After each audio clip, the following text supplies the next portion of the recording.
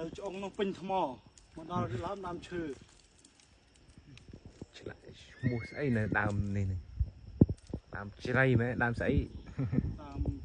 ដើមជ្រៃដាក់3សគុណដើមនឹងកាត់ចោលគេឆ្លាក់ហើយគេដាក់3សគុណគេកាត់ចោលឲ្យដើមនឹងមានគេចាប់រោតោងទៅអត់បានដួលអត់ចាំនេះដើមជ្រៃ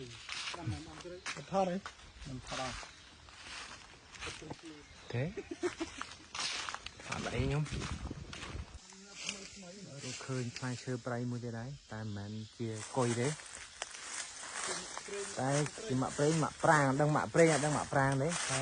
វាដល់ខ្លួនឯងក្នុងព្រៃអត់មានបណ្ណាគេដាំនោះផ្លែច្រើនលើចូលអត់ទ្រុះហូបបាននេះឃើញអូឃើញតានេះឃើញអត់ផ្លែបងប្អូនផ្លែអៀងគេងហ៎តែបោះព្រៃណាជូរអែមមានអំបិលអែមគឺផ្លែអៀងគេងអូម៉ៃក្លែងវ៉ាអើនមិនម៉ាតเลย